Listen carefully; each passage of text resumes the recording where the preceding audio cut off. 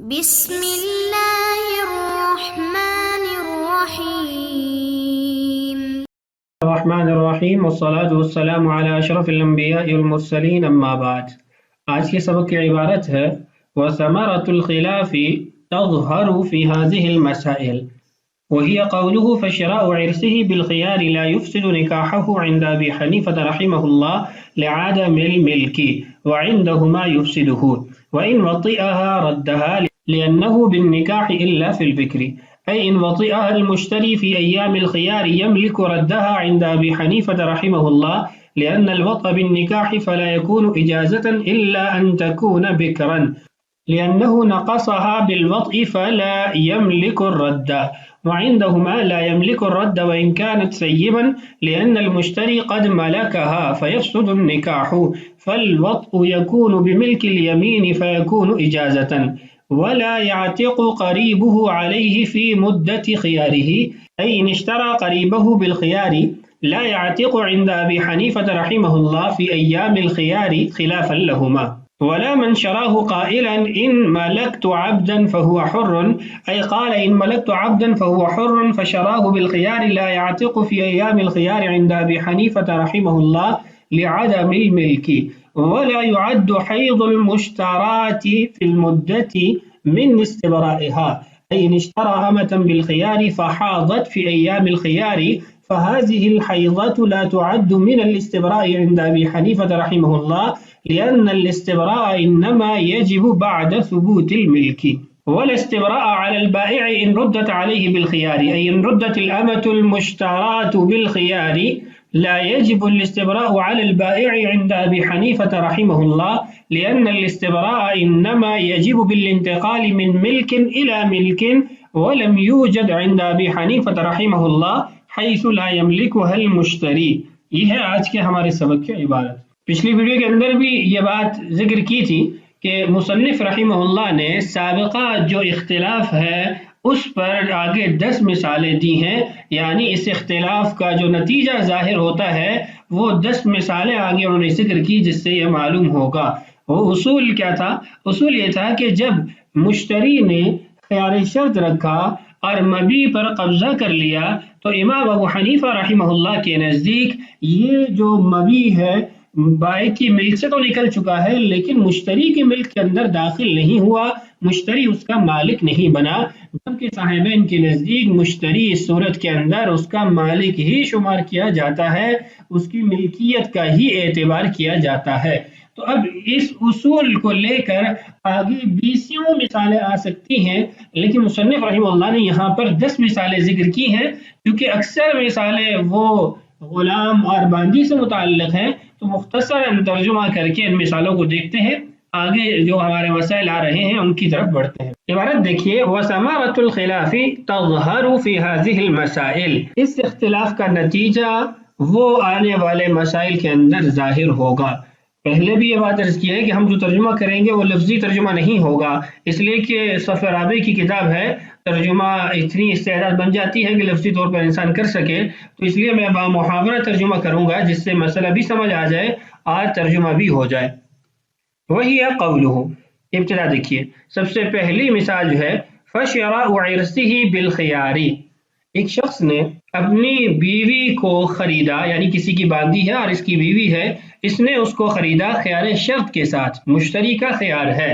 تو واضح سی بات ہے امام صاحب کے نزدیک یہ مالک نہیں بنا، صاحبین کے نزدیک یہ مالک بن گیا، تو لا يفسد نکاحہ عند ابی حنیفہ رحمہ اللہ لعدم الملک، امام ابو حنیفہ رحمہ اللہ کے مطابق یہ نکاح فاسد نہیں ہوگا، یعنی اس کا جو نکاح ہے وہ ختم نہیں ہوگا، اس لیے کہ لعدم الملک، ملکیت نہیں پائی جا رہی۔ وعندہما یفسدہ، صاحبین کے نزدیک یہ ملکیت نکاح کو فاسد کر دے گی، اس لیے کہ ملکیت نکاح اور ملکیت یمین یعنی ملکیت رقبہ یہ دونوں جمع نہیں ہو سکتی، ایک شخص کی باندی بھی ہو اور اس کی بیوی بھی ہو، ایسا نہیں ہو سکتا، یا اس کی باندی ہوگی یا اس کی بیوی ہوگی، تو چونکہ اس نے خریدا ہے تو اس کی باندی بنا دیں گے لیکن نکاح فاسد ہو جائے گا، جبکہ امام صاحب کے نزدیک جیسا آپ نے پڑھا ملکیت ثابت نہیں تو اجتماع ملکین نہیں ہے، تو اس لیے ہم اس کو فاسد بھی نہیں قرار دے سکتے۔ دوسری مثال ہے وَإِن وَطِئَهَا رَدَّهَا، خیر شرط کے ساتھ اس نے اپنی منکوحہ وہ خریدی، اس کے ساتھ وطی کی، تو امام صاحب کا مذہب یہ ہے ردہا، یہ اس کو واپس لوٹا سکتا ہے، اس لیے کہ جب اس نے خیال رکھا تھا تو خیال رکھنے کی وجہ سے نکاح فاسد نہیں ہوا، نکاح تو باقی ہے، اور جو وطی کی ہے یہ وطی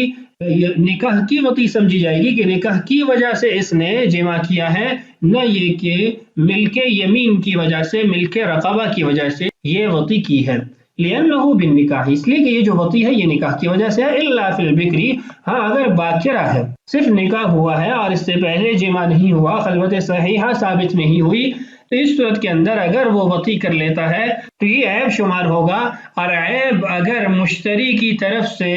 مبی کے اندر پایا جائے تو وہ ناقابل واپسی ہو جاتا ہے اور مشتری کو ثمن لازم ہو جاتا ہے، ان وطئها المشتری، مشتری نے اس سے وطی کی فی ایام الخیار،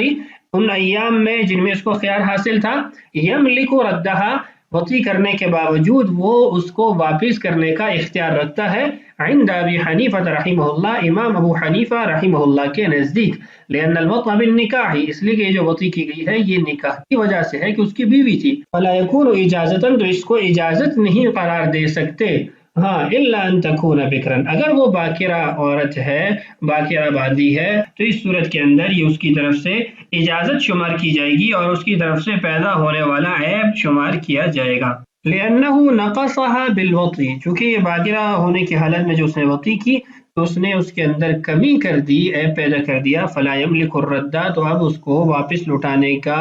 حق نہیں ہوگا، اختیار نہیں ہوگا، وعندہما، جبکہ صاحبین کے نزدیک لا یملک الردہ، وہ مطلقاً واپس کرنے کا اختیار نہیں رکھتا، وَإِن كَانَتْ سَيِّبًا، اگرچہ وہ سیبہ ہی کیوں نہ ہو، یعنی سیبہ ہو یا باکرہ ہو، دونوں صورتوں کے اندر اس کو واپس لوٹانے کا اختیار نہیں ہوگا، چونکہ ان کے مذہب کے مطابق یہ اس کی ملک میں داخل ہو گئی، لأن المشتری قد ملکہا، کیونکہ مشتری اس کا مالک بن گیا ہے، فَيَفْسُدُ النِّکَاحُ، تو نکاح فاسد ہو جائے گا، یا اس کو آپ فَيُفْسِدُ النِّکَاحَ بھی پڑھ سکتے ہیں کہ یہ ملکیت نکاح کو فاسد کر دے گی، فالوطء یکون بملک الیمین، اور یہ جو وطی ہے اس کو رقبہ یعنی اس کی ذات کا مالک بننا یا باندی ہونے کی وجہ سے یہ وطی کی گئی ہے، فیکون اجازتاً، تو یہ اس کی طرف سے اجازت شمار کی جائے گی کہ وہ اس بے شراء پر راضی ہو چکا، جو اس نے اپنے لیے خیال رکھا تھا وہ ختم کر دیا۔ یہ تھی دو مثالیں۔ تیسری مثال یہ ہے وَلَا يَعْتِقُ قَرِيبُهُ عَلَيْهِ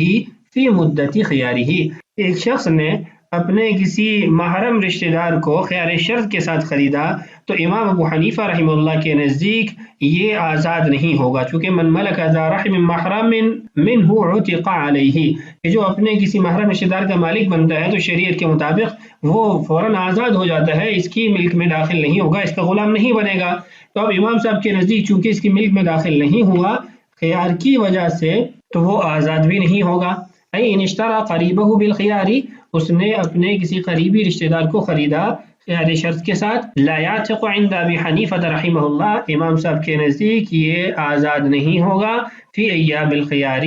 خیار شرط کے ایام کے اندر، خلافا لہما، صاحبین کا یہاں پر بھی لازمی بات اختلاف ہوگا کہ ان کے مطابق تو یہ ملک میں داخل ہو گیا اور جب ملک میں داخل ہوا تو آزاد ہو گیا۔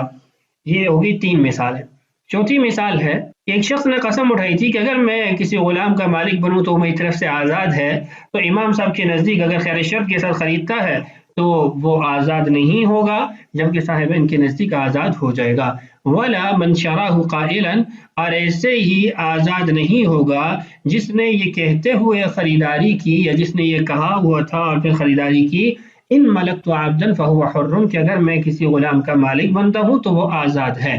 قال ان ملکت عبدا فهو حر، کسی شخص نے کہا کہ اگر میں مالک بنتا ہوں کسی غلام کا تو وہ آزاد ہے، فشراہ بالخیار، پھر اس نے خیار شرط کے ساتھ اس غلام کو خرید لیا، لا يعتق فی ایام الخیار عند ابی حنیفہ رحمہ اللہ، امام ابو حنیفہ رحمہ اللہ کے نزدیک مدت خیار کے اندر، ایام خیار کے اندر وہ آزاد نہیں ہوگا، چونکہ اس کی ملک میں ہی داخل نہیں ہوا، لعدم الملکی، ملک میں داخل نہیں ہوا، جبکہ صاحبین کے نزدیک وہ آزاد ہو جائے گا، کیونکہ جب مشتری خیر شرط کے ساتھ خریدتا ہے تو یہ صاحبین کے نزدیک وہ مشتری جو ہے اس کا مالک بن جاتا ہے، اس کی ملک کے اندر وہ چیز داخل ہو جاتی ہے۔ پانچویں مثال، ولا يعد حيض المشترات في المدة من استبراقها، ایک شخص نے باندی خریدی خیار شرط کے ساتھ، اگر یہ باندی اس کی ملک میں داخل ہو جائے تو اس کے استبراء کے ایام شروع ہو گئے، استبراء کی مدت شروع ہوگی، اور اگر اس کی ملک میں داخل نہیں ہے تو استبراء کی مدت شروع نہیں ہوگی۔ تو یہ مسئلہ بھی علی الاختلاف ہوگا کہ امام صاحب کے نزدیک چونکہ ملک میں وہ داخل نہیں ہوئی تو مدت استبراء شروع نہیں ہوئی، اور صاحبین کے نزدیک وہ مالک بن گیا تو استبراء کی مدت بھی شروع ہو گئی۔ ولا يعد حيض المشترات في المدة من استبرائها، اور باندی جو خریدی گئی خیال شرط کے ساتھ اس کا حیض شمار نہیں کیا جائے گا من استبرائها، اس کے استبراء رحم کی مدت میں۔ ان اشترى امة بالخيار،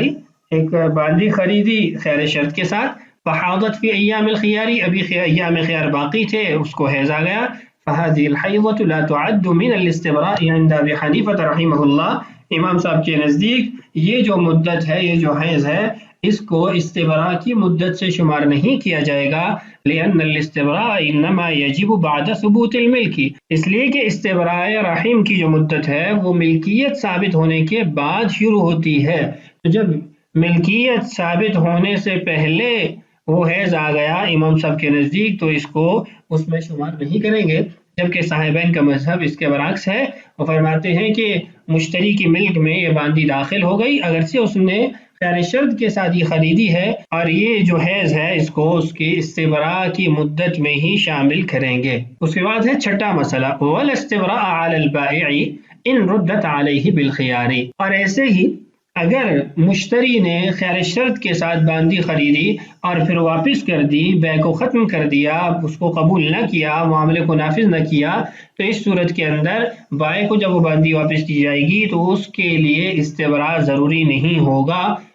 ولا استبراء علی البائع، اور استبراء رحم نہیں ہوگا علی البائع جب باندی بائع کی ملک میں داخل ہوئی، ان ردت علیہ بالخیاری، اگر اس باندی کو جو مشتری نے واپس کیا ہے وہ خیار شرط کی وجہ سے واپس کیا ہے، ای ان ردت الامۃ المشترات بالخیاری، ایک باندی کو خیار کے ساتھ خریدا گیا پھر مشتری نے واپس دے دیا کہ میں نہیں خریدتا، لا یجب الاستبراء علی البائع، بائع پر واجب نہیں ہے کہ وہ اس باندی کا استبراء رحم کرے، عند ابی حنیفہ رحمہ اللہ، امام ابو حنیفہ رحمہ اللہ کے نزدیک۔ وجہ کیا ہے؟ لأن الاستبراء انما يجب بالانتقال من ملک الى ملک، اس لیے کہ استبراء رحم تو انتقال ملک کی وجہ سے ہوتا ہے کہ ایک شخص کی ملک سے جب دوسرے شخص کے ملک کے اندر یہ باندھی جائے گی تو ہم اس کو استبراء رحم کا حکم دیں گے، کیونکہ استبراء رحم کا جو مقصود ہے وہ عدم اجتماع المائین ہے، دو بندوں کا، دو آدمیوں کا پانی وہ کسی رحم کے ساتھ متعلق نہ ہو جائے، کسی رحم کے ساتھ مشغول نہ ہو جائے، اس لیے استبراء رحم کا حکم دیا جاتا ہے۔ تو یہاں پر چونکہ امام صاحب کے نزدیک الانتقال من ملک الی ملک نہیں پایا گیا تو استبراء رحم بھی لازم نہیں ہوگا۔ ولم یوجد عند ابی حنیفہ رحمہ اللہ، یہ انتقال ملک امام صاحب کے نزدیک نہیں پایا گیا، حیث لا یملکہ المشتری، چونکہ ان کے نزدیک مشتری اس کا مالک ہی نہیں بنا، جبکہ صاحبین کے نزدیک کیونکہ یہ مبی، یہ باندی، یہ مشتری کی ملک میں داخل ہوئی پھر اس نے واپس بائع کو لٹائی ہے، انتقال ملک پایا گیا تو انتقال ملک کی وجہ سے استبراء رحم بھی لازم ہوگا۔ استبراء جو بار بار آپ سن رہے ہیں اس کا مطلب یہ ہے کہ جب کوئی باندی کو خریدا گیا تو اس سے وطی وغیرہ نہ کرے، بلکہ جو دواعی جماع ہے، بوس و کنار ہے، یا دیگر اس طرح کے ذرائع ہیں جن سے جماع کی طرف انسان بڑھتا ہے، ان تمام امور سے راجح قول کے مطابق رکنا استبراء کہلاتا ہے، اور اس کا مقصود یہ ہوتا ہے کہ انسانی نسب اختلاط اور اشتباہ سے بچ جائے، یعنی دو اشخاص کا جو مادہ منویہ ہے وہ ایک عورت کے رحم میں جمع نہ ہو جائے۔ استبراء کی جو مدت ہے حاملہ عورتوں کے حق میں تو ولادت ہے کہ جب ولادت ہوگی، بچہ پیدا ہوگا تو اس کی مدت استبراء کی ختم ہو جائے گی، اور اگر حاملہ نہ ہو تو جس عورت کو حیض آتا ہو ایک حیض اس کے لیے استبراء رحم ہے، اور اگر زیادہ عمر ہونے کی وجہ سے یا کم عمر ہونے کی وجہ سے حیض نہ آتا ہو تو 1 ماہ مدت اس سے دور رہنا استبراء کہلائے گا۔ تو بہرحال اس کی جو تفصیلی احکامات ہیں وہ آپ آگے پڑھتے رہیں گے۔ یہاں تک ہم نے 6 مثالیں پڑھ لی ہیں، بقیہ 4 مثالیں آنے والی ویڈیوز میں انشاءاللہ پڑھتے ہیں۔ اللہ تعالیٰ سے دعا ہے اللہ تعالیٰ ہمارے لیے اسباق کی تکمیل آسان فرمائے، اللہ تعالیٰ ہم سب کا حامی و ناصر ہو۔ السلام علیکم ورحمۃ اللہ وبرکاتہ۔